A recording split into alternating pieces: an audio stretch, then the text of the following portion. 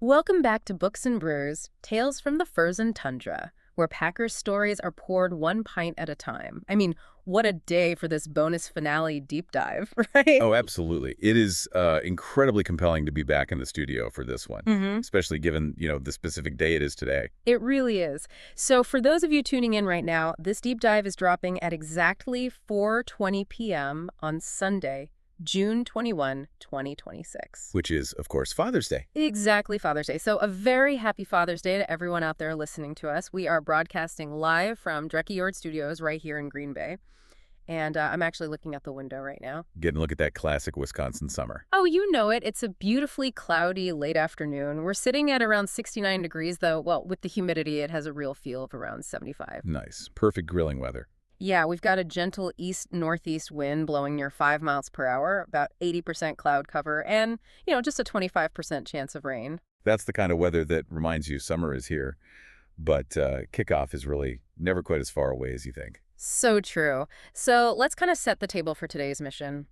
Over the first 7 parts of this series, we have celebrated the legendary superfans. We've, explored the costumes and the deep histories of the frozen parking lots. And just the sheer dedication it takes to stand outside in sub-zero temperatures. Right. But this bonus finale is titled The Story Behind the Stories.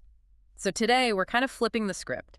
Instead of looking at the fans, we are looking at the architect behind all of this. Yeah, we are examining the author, Dr. Denni Towle.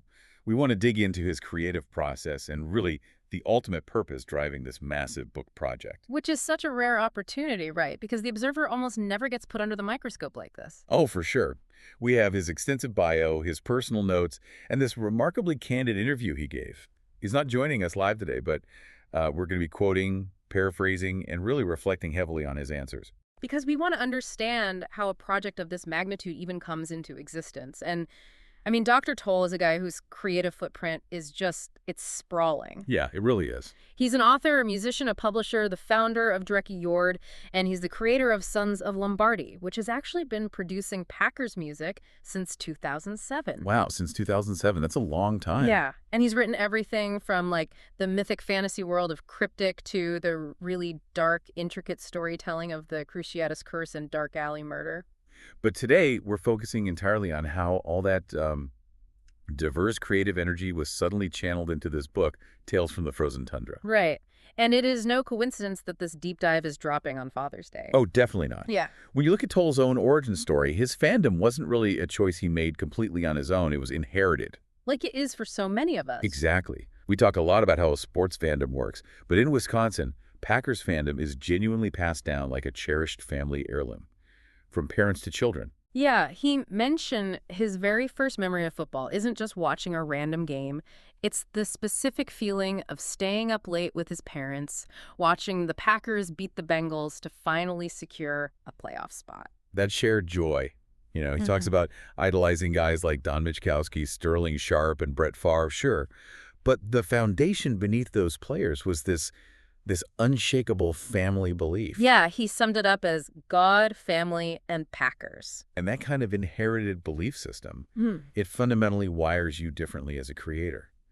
But Towle also operates on this core personal philosophy that, and I quote, creativity is limitless. Okay, wait, hold on. I actually have to push back on that a bit, or at least ask for some clarification. Sure, what do you mean? Because creativity is limitless sounds like, a great motivational poster.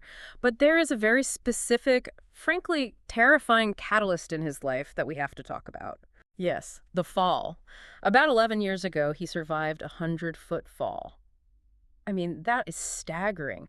How does an experience like that, literally brushing right up against your own mortality, shift someone from just being a fan in the stands to feeling this urgent need to document this specific history? Well, it's the ultimate perspective shift, right? Surviving a 100-foot fall doesn't just change your outlook. It fundamentally shatters any illusion you have about time being a guaranteed resource. Wow. Yeah, I can't even imagine. He actually calls it his 100-foot wake-up fall. From a psychological standpoint, surviving an event like that often induces a state of existential hyperfocus. It strengthened his drive to create because he realized that, if you have stories to tell, you have to tell them now. Because tomorrow isn't promised. Exactly. You eliminate the word someday, from your vocabulary completely. Okay, so knowing that, I want to make sure I'm reading this timeline right. You're saying this entire monumental project was executed in roughly 7 months. Yep, just about 7 months. From November 2025 to April 2026. Going from literally a blank page to a 400-plus page published book while doing all the design and legal work alone. Yeah, that's the reality of it. That doesn't just sound fast, that sounds physically impossible. What had to suffer to make that timeline happen? Well, sleep, mostly. But that urgency is exactly why he sprinted through it. He knows firsthand that life doesn't wait. He just didn't have the luxury of letting this idea marinate for 5 years. So how does a massive 400-page book actually start then? Interestingly, it began with a single song. Oh, really? Which one? Yeah, before there was ever a manuscript, Towle wrote a track called Legend of the Frozen Tundra Man for Jeff Kahlow. Ah, okay. And after that, he formally interviewed Jeff for his Sons of Lombardi platform. And it was through Jeff that the doors they violently blew open. Jeff introduced him to more superfans. Exactly. He introduced him to guys like Brad Borchardt Packermania, whose incredible, just Hulk Hogan-esque energy instantly resonated with Towle's own childhood memories. The evolution of the idea is so fascinating here, too, because Towle originally just imagined putting together a small digital booklet. Like a PDF or something. Yeah, something super simple, just a quick, downloadable tribute to a few guys. But as he talked to Jeff and then Brad, he kept hearing more stories. Deep, emotional, multi-generational stories. It makes me think of like an acoustic feedback loop. You know? How so? Well, it wasn't just a snowball rolling down Lambeau's steps. It was like putting a microphone way too close to a stadium speaker. Jeff Kahlow's story was the initial sound, but Towle, acting as the amplifier, bounced that energy out to the community. Right. And then they fed it right back into the mic until it became this massive, roaring project. That is a perfect way to visualize it. The community realized their memories were being treated with profound respect, so they just opened the floodgates. And suddenly, he's profiling 21 different superfans, and he already has a Volume 2 roster forming. It's incredible. To put it in Towle's own words, and I really want to emphasize this exactly as he meant it, without Jeff, there would be no book. Period. It really all traces back to that one moment of connection. It really does. And, well, speaking of connection, I think it is time to introduce the first brew of this deep dive. Oh, absolutely. What do we have? If you're sipping along at home, or perhaps out by the grill with your dad today, we are starting with the Drekkigjord apple pie mead. Oh, man.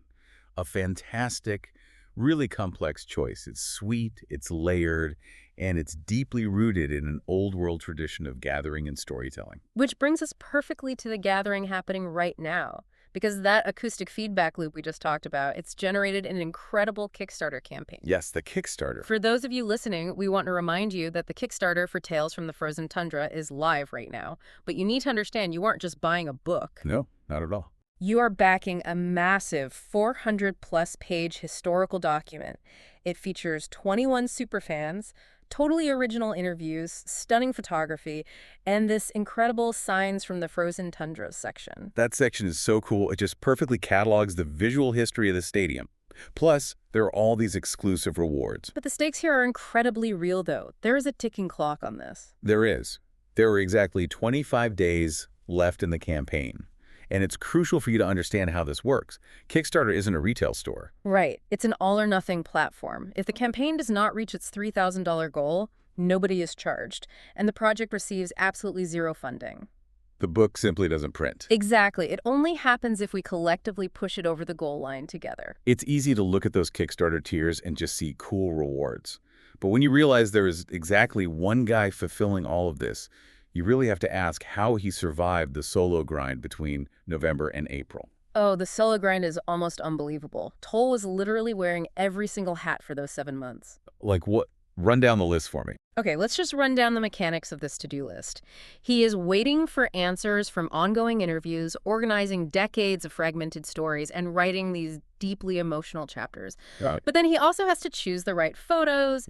He has to navigate the complex legal concerns of what can and can't be printed. He is designing the cover art. Doing the graphic design, too. Yeah, and doing the entire interior book layout. Plus, he's setting up the Kickstarter reward tiers, handling all the marketing, writing these exact deep dive scripts for us, designing promo graphics, writing original superfan songs, and promoting the entire project largely by himself. I have a hard time squaring this, though. I really do. What do you mean? You have a guy sitting alone in a dark room for 7 months, totally isolated from the world, trying to write the ultimate definitive book about community tailgating to shared experience. Doesn't that intense isolation defeat the entire purpose of writing about a loud, interconnected community? Oh, I see why you'd think that. It sounds ironic, right? But the answer really lies in Towle's deep empathy.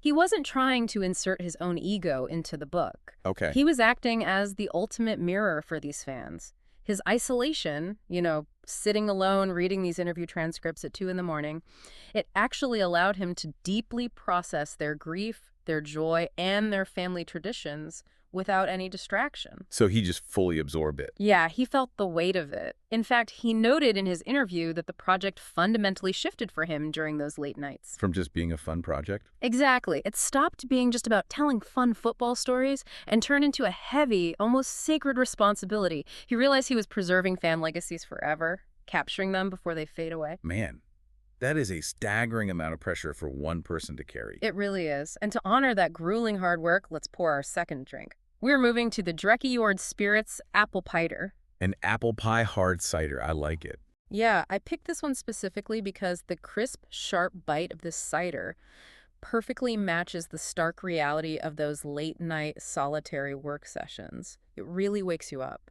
It definitely has a bite to it. And, speaking of the creative work Towle has poured his life into, we have to touch on his musical roots again. Oh, definitely. Because that music really laid the foundation for his ability to connect with his fan base. Long before he was formatting a 400-page book, Dr. Towle has been the creative engine behind Sons of Lombardi, making Packers-inspired music since 2007. I mean, that is almost 2 decades of providing the soundtrack for the Green and Gold. Exactly. And to you, the listener, you can experience all of that history right now. Sons of Lombardi is available on all major streaming services. So easy to find. Yeah. We invite you to pull out your phone, search for them, listen to the tracks, follow the page, and share it with your fellow fans. It is the perfect adrenaline-pumping soundtrack for your next game day. Absolutely. All right, so let's unpack what this book actually means. We've talked about the grueling timeline, the 100-foot fall, the solo workload. But what is the actual heart of this massive tome? Well, I'll tell you right now, you aren't going to open this book and find a dry breakdown of third down conversion rates from 1996. Thank goodness. Right. No, it explores massive universal themes: family, tradition, charity, kindness, and radical inclusion. It's about community and legacy and what it truly means to carry the G. If we look at the underlying mechanism of the narrative, the book is really an exploration of a city's collective spirit. We all know the magic of Green Bay isn't the population size, it's the fact that you can sit next to a CEO and a plumber in Lot 1, and the only thing that matters is how well they can grill abroad. That's the great equalizer. Right. This book proves that Packers fandom reaches so far beyond the physical boundaries of the playing field. It's about the people in the stands, the people braving the parking lots, and the families watching from living rooms across the globe. Now, obviously, we won't give away any major spoilers about the individual stories in the book, but the emotional core Towle captures is incredibly universal. If you really think about it, it's like eating brats in the frozen Lambeau parking lot in the dead of December. Oh, I know exactly where you're going with this. Right. Eating a sausage in sub-zero temperatures is, objectively speaking, an absurd human behavior. Totally ridiculous on paper. But you don't do it just for the food. You do it for the shared warmth against the bitter cold. You do it to look at the stranger next to you who is, shivering in their blaze orange hunting gear and know that you are completely in this together. That shared defiance of the cold is exactly what bonds us. And this book is really the written, permanent version of that exact warmth. The preservation of that warmth, meticulously documented so it never has a chance to burn out. And you can literally hold that warmth in your hands by checking out the Kickstarter reward tiers. Oh, the tiers are fantastic. Yeah. There are so many options designed to let you be part of this history. You can grab the digital edition if you want it on your tablet, or a signed paperback, or a signed hardcover to put on your shelf. They even have Cheesehead supporter tiers where your actual name is printed in the book, tying you to the legacy forever. Plus, there are super fan editions, specific Frozen Tundra Man editions, unique collector rewards, and even VIP tailgate experiences where you can actually hang out in Lot 1. But remember, you guys, only 25 days remain. Once that clock hits 0, these specific rewards are gone. Which brings us, sadly, to the culmination of this journey. Yes, it does. For our final drink pairing of this deep dive, we are bringing out something truly special. The Cheesehead Braggot. Oh, wow. Now, if you aren't familiar, a braggot is a historic blend.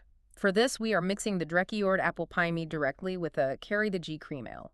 The symbolism behind this specific blend is just brilliant. When you mix the mead with the cream ale, you are literally blending Dreckyord with Packers culture. It really is. It is the ancient, fire-lit mead hall, where our ancestors used to gather to tell stories of heroes meeting the modern charcoal smoke tailgate.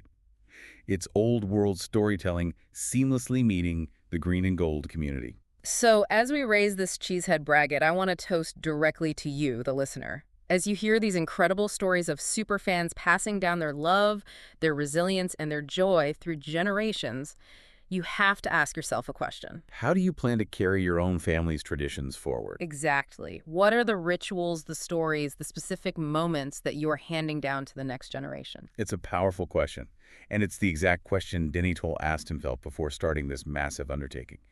And if you want to be part of a tradition that is actively preserving these memories, you know what you have to do. We are giving you our strongest call to action yet. There are exactly 25 days left on the Kickstarter. We are asking you directly go back the project. Choose a reward tier that speaks to you.